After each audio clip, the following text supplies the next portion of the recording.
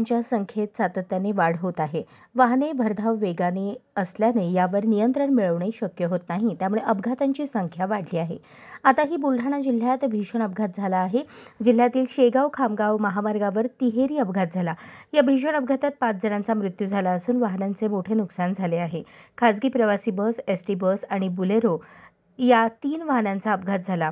याबाबत मिळालेल्या माहितीनुसार पहाटे बुलेरो जीप एसटी बसला धडकली. त्यानंतर पाठीमागून येणारी खासगी प्रवासी बसही या अपघातग्रस्त वाहनांना धडकली. या अपघातात 5 प्रवाशांचा मृत्यू झाला तर 24 जण जखमी झाले आहेत. घटनेची माहिती मिळताच पोलीस घटनास्थळी दाखल झाले. त्यांनी या प्रकरणाची चौकशी सुरू केली आहे. अपघातातील जखमींना खामगाव येथील शासकीय रुग्णालयात दाखल करण्यात आले. या अपघाताचे कारण अद्याप समजलेले नाही. अपघात नेमका कोणाच्या चुकीमुळे झाला याचीही माहिती अजून समोर आलेली नाही. बुलेरो जीप भरधाव वेगात शेगावहून कोल्हापूरकडे निघालेली होती. याच वेळेस एसटी महामंडळाची बस परतवाडाकडे चालली होती. यातच एक खासगी प्रवासी वाहतूक बस या 2 अपघातग्रस्त वाहनांना धडकली. या अपघातात 5 जणांचा मृत्यू झाला तर 24 जण गंभीर जखमी झाले आहेत. यातील 7 जणांची प्रकृती गंभीर आहे. त्यामुळे मयतांच्या संख्येत वाढ होण्याची भीती व्यक्त होत आहे.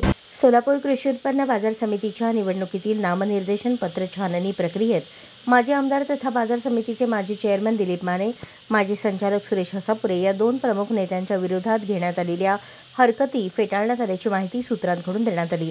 त्याचे आदेश बुधवारी प्रसिद्ध होतील. तसेच मिलिंद मुळे यांनी बाजार समितीच्या निवडणुकीतील ग्रामपंचायत आर्थिक दुर्बल घटक हा मतदारसंघ रद्द करण्याची केलेली लेखी मागणी यावर सुनावणी झाली असून त्यावर निकाल बुधवारी सकाळी 11 नंतर देण्यात येणार असल्याचे समजले. आर्थिक दुर्बल घटकातील मिलिंद मुळे यांचा अर्ज ते शेतकरी नसल्याने अपात्र ठरवण्यात आल्याचे समजते. जिल्हा उपनिबंधक तथा निवडणूक निर्णय अधिकारी किरण गायकवाड यांच्या उपस्थितीत कृषी उत्पन्न बाजार समितीच्या शिवदारी सभागृहात अर्ज छाननी प्रक्रिया पार पडली. बाजार समितीची थकबाकी असल्याने अनेकांचे अर्ज नामंजूर करण्यात आले. शेतकरी दाखला आणि शेतकरी नसल्याने बरेच अर्ज अपात्र झाले. या अर्ज छाननीवेळी आलेल्या हरकतींवर जिल्हा उपनिबंधक कार्यालयात सुनावणी घेण्यात येणार आहे. नामनिर्देशन पत्राच्या छाननी वेळेस माजी आमदार दिलीप माने, माजी संचालक सुरेश हसापुरे या दोन्ही प्रमुख नेत्यांच्या उमेदवारी अर्जावर हरकत आल्याने खळबळ उडाली. दक्षिण सोलापूर तालुक्यातील लिंबी चिंचोळी येथील सोसायटी संचालक पिरप्पा घंटे यांनी या हरकती घेतल्या. हसापुरे आणि माने हे विकास सोसायटीचे थकबाकीदार असून सहकारी संस्था अधिनियम 1960 चे कलम 73 अन्वये त्यांचा अर्ज नामंजूर करावा अशी मागणी केली होती.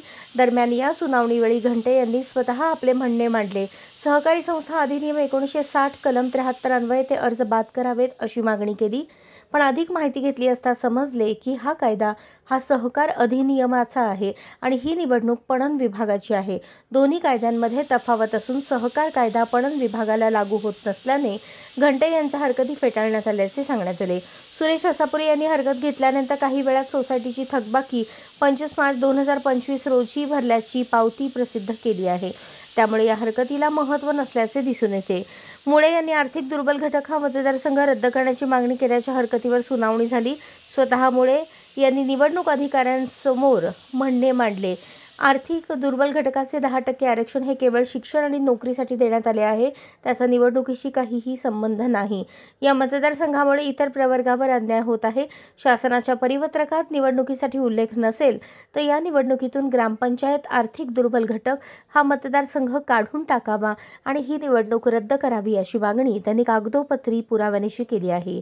यावर निकाल राखून ठेवण्यात आला असून तो बुधवारी देण्यात येणार असल्याचे सूत्रांकडून सांगण्यात आले. म्यानमारमध्ये झालेल्या शक्तिशाली भूकंपानंतर लोकांमध्ये भीतीचे वातावरण पसरले आहे. त्या ठिकाणी हजारो लोक मृत्युमुखी पडले. अशातच आता भारतातही भूकंपाच्या बातम्या सतत येत आहेत. दरम्यान आज संध्याकाळी 5:30च्या सुमारास लडाखच्या लेहमध्ये भूकंपाचे जोरदार धक्के जाणवले. भूकंपाची तीव्रता रिश्टर स्केलवर 4.2 मोजण्यात आली. राष्ट्रीय भूकंपशास्त्र केंद्राने या भूकंपाची माहिती दिली. भूकंपामध्ये लोक घराबाहेर पडले, तथापि या भूकंपात कोणतीही जीवितहानी झालेली नाही.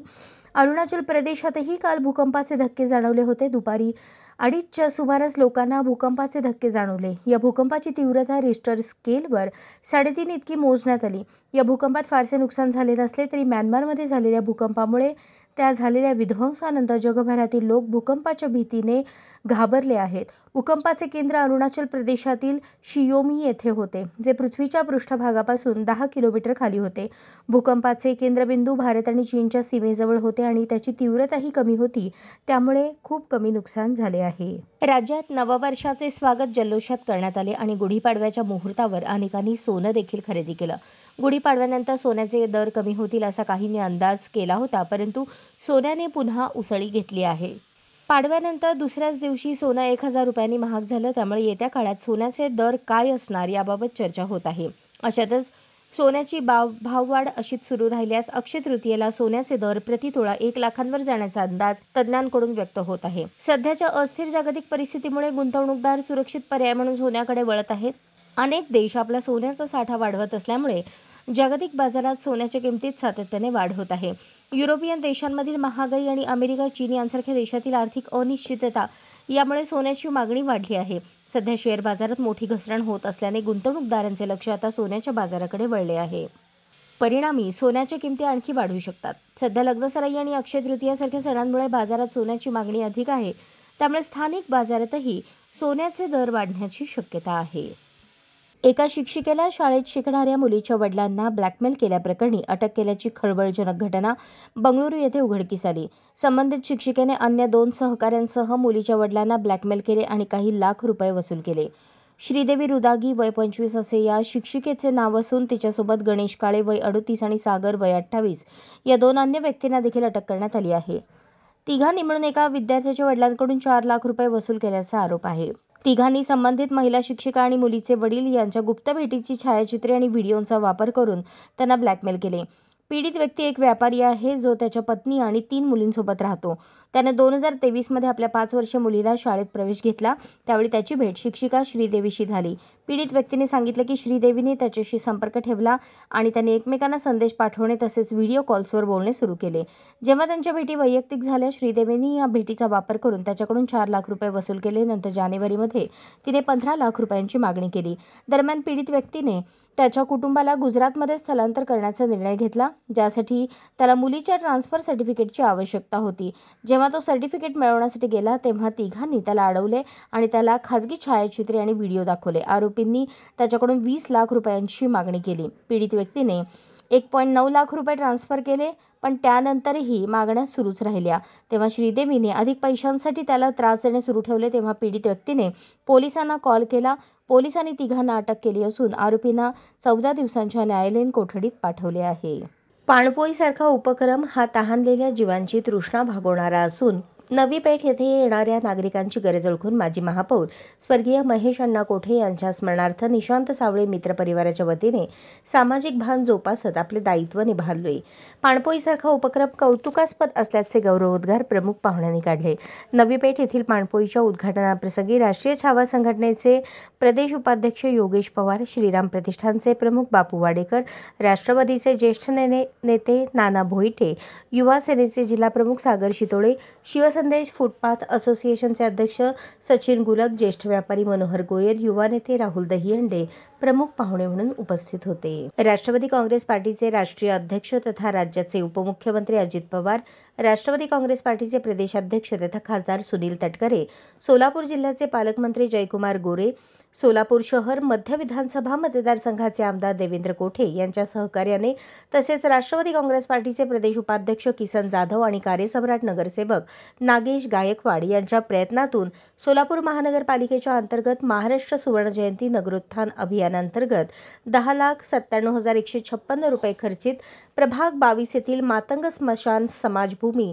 मातंग समाज स्मशानभूमी ते सोनीनगर कोपरा रस्ता मोदी हुडको काँक्रिटीकरण कामाचा शुभारंभ करण्यात आला. या प्रसंगी राष्ट्रवादी काँग्रेस पार्टीचे प्रदेश उपाध्यक्ष किसन जाधव, येलगुंडे मावशी, सत्यभामा पवार, सुनंदा उमाटे, वैशाली डोलारे, शकुंतला कोटमाळे, मुक्ता वागळे, तनुजा पवार, हरीश तेलुगू, राजू पवार, राजाभाऊ अलकोड, युवराज किसन गायकवाड, सागर किसन गायकवाड, सचिन किसन गायकवाड, वसंत पवार, नागेश ढेंगळे, नारायण धुमाळ, मोहन पवार आदींच्या उपस्थितीत रस्ता काँक्रिटीकरण कामाचे विधिवत पूजन करून शुभारंभ करण्यात आला. प्रभागाच्या सर्वांगीण विकासासाठी यापुढील काळात महायुतीच्या सरकारच्या माध्यमातून आणखीन भरघोस निधी आणून प्रभागाचा चौफेर विकास होणार आहे. या रस्ता काँक्रिटीकरण कामाचा शुभारंभ या प्रसंगी प्रभागातील नागरिक मोठ्या संख्येने उपस्थित होते। यावेळी किसन जाधव यांनी राज्याचे उपमुख्यमंत्री अजित पवार, राष्ट्रवादी काँग्रेस पार्टीचे प्रदेशाध्यक्ष सुनील तटकरे, पालकमंत्री जयकुमार गोरे, आमदार देवेंद्र कोठे, भाजप शहराध्यक्ष नरेंद्र काळे यांच्या सहकार्याबद्दल आभार मानले। यापुढील काळात देखील प्रभाग 22च्या सर्वांगीण विकासासाठी ते सहकार्य करतील अशी अपेक्षा देखील त्यांनी व्यक्त केली। सोलापूर शहराचा सर्वांगीण विकास न झाल्यामुळे आणि याला लोकप्रतिनिधी व अधिकारी प्रशासन जबाबदार असल्याचा आरोप करत संभाजी ब्रिगेडच्या वतीने सोलापूर शहरातील विविध समस्यांचे फलक हाती घेऊन 4 हुतात्मा चौकात निषेध आंदोलन करण्यात आले। यावेळी लोकप्रतिनिधींच्या नावाने बोंब मारण्यात येऊन लक्ष द्या, लोकप्रतिनिधींनी सोलापूरच्या विविध प्रश्नांवर लक्ष द्या अशा घोषणा देण्यात आल्या। गेल्या अनेक वर्षांपासून सोलापुरातील लोकप्रतिनिधींच्या अकार्यक्षमतेमुळे सोलापूर शहराचा म्हणावा तसा चौफेरी विकास झालेला नाही। प्रत्येक लोकप्रतिनिधी आपापल्या मतदारसंघापुरतेच सीमित काम करतात, त्यामुळे सोलापूरचा विकास होण्याच्या ऐवजी सोलापूर हे एक भकास खेडेगाव बनत चालले आहे असा आरोप संभाजी ब्रिगेडच्या वतीने करण्यात आला। यावेळी संभाजी ब्रिगेडचे पश्चिम महाराष्ट्र अध्यक्ष श्याम कदम, जिल्हाध्यक्ष संभाजी भोसले, संपर्क प्रमुख शत्रुघ्न माने, शहराध्यक्ष शिरीष जगदाळे, कार्याध्यक्ष अरविंद शेळके, वकील आघाडीचे जिल्हाध्यक्ष गणेश कदम, महिला आघाडीच्या जिल्हाध्यक्ष मिनल दास, शहराध्यक्ष मोनाली धुमाळ, दक्षिण सोलापूर तालुका अध्यक्ष सुनीता घंटे, शहर संघटक जयश्री जाधव, शहर उपाध्यक्ष मनीषा कोळी, दिलीप निंबाळकर, उमेश गायकवाड, शेखर कंटीकर, सतीश वावरे, सिद्धाराम सावळे, संतोष सुरवसे, प्रशांत देशमुख, रमेश भंडारे, गणेश सोलापुरे आदी उपस्थित होते। सध्या महाराष्ट्रभर कंत्राटी सेवक भरती चालू आहे। सफाईच्या कामांमध्ये ठेका पद्धत आणू नये म्हणून नियमित कामगार कायदा 1970 प्रमाणे कलम 10 मध्ये अशी तरतूद करण्यात आली आहे की सफाईच्या कामात ठेकेदारी नसावी। कशाही स्वरूपात सफाई कामगार रोजंदारी व बदली सेवक रजा काळात म्हणून घेण्यात यावेत। दैनंदिन सेवेच्या सेवा ज्येष्ठता यादी तयार करण्यात यावी। या पदाची मान्यता घेण्यासाठी शासनाकडे सादर करावे असे निर्देश लाड कमिटी शासनमान्य शिफारस यामध्ये आहे। याकरता आपल्या आस्थापनेत सफाईच्या कामात ठेकेदारी पद्धतीचा हस्तक्षेप करू नये, अन्यथा अखिल भारतीय सफाई मजदूर काँग्रेस संघटना व अन्य संघटनेद्वारे सनदशीर मार्गाने आंदोलन करावे लागेल असा इशारा देण्यात आला आहे। गरज भासल्यास आंदोलन करण्यात येईल आणि सर्वस्वी जबाबदारी प्रशासनावर राहील असे पत्रक संघटनेद्वारे देण्यात आले आहे। या संदर्भात अखिल भारतीय सफाई मजदूर काँग्रेस सोलापूर शाखेच्या वतीने जिल्हाधिकारी, नगरपालिका प्रशासनाधिकारी वीणा पवार यांना व सोलापूर मेडिकल कॉलेजचे अधिष्ठाता संजीव ठाकूर यांना निवेदन देण्यात आले।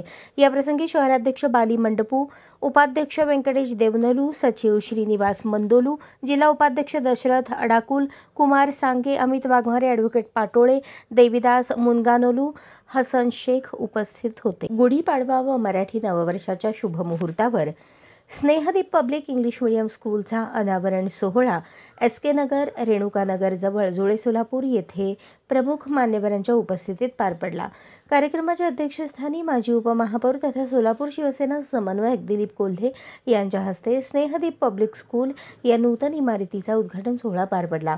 कार्यक्रमाला प्रमुख पाहुणे म्हणून शिवसेना जिल्हा प्रमुख अमोल शिंदे, तेजस्विनी महिला उद्योग समूह संस्थापिका मंगलाताई कोल्हे, माजी नगरसेवक नागेश ताकमोगे, शिवलिंग कांबळे, SK नगर चेअरमन नागेश अण्णा म्हेत्रे, मराठा सेवा संघ विभागीय अध्यक्ष प्रशांत पाटील, सेवानिवृत्त DYSP सूर्यकांत पाटील, दैनिक पुढारी व्यवस्थापक हेमंत चौधरी, अधीक्षक अभियंता नागपूर आदिनाथ भोसले, जिल्हाध्यक्ष मराठा सेवा संघ GK देशमुख, भाजप शहर सरचिटणीस विशाल गायकवाड, चेअरमन महाराष्ट्र राज्य बिल्डर असोसिएशन दत्ता मुळे, संस्थापक sunrise public school Hanumant Chavan, संस्थापक glory English medium school Ganesh Burgute, सेवानिवृत्त ACP अरुण कदम, चंद्रकांत पवार, अविनाश गोडसे, चेतन चौधरी, पुरुषोत्तम बोबडे, संस्थेचे संस्थापक स्नेहा व संदीप पाटील, संस्थेचे मार्गदर्शक उज्ज्वला व अशोक पाटील, संस्थेचे सल्लागार अनुपमा व सुभाष कदम यांची प्रमुख उपस्थिती होती।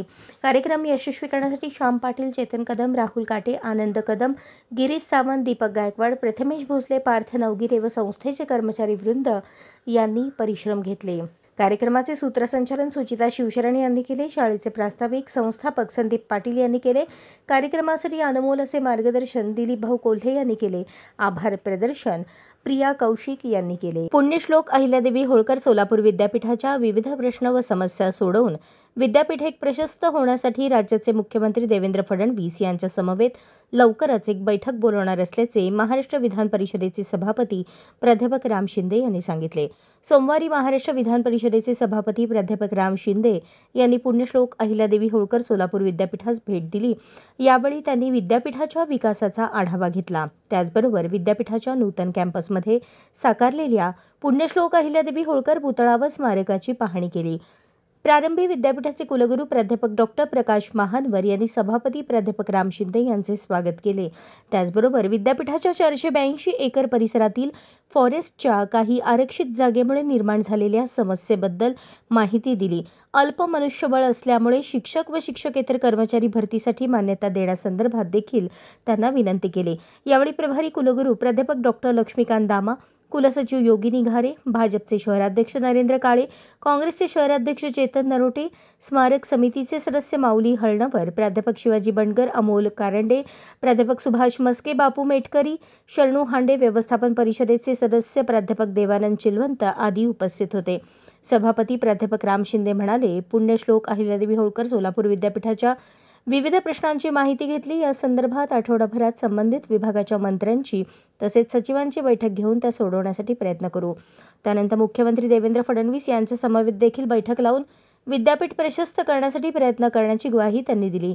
यावेळी विद्यापीठाचे अधिकारी तसेच विविध प्राधिकरणाचे सदस्य उपस्थित होते.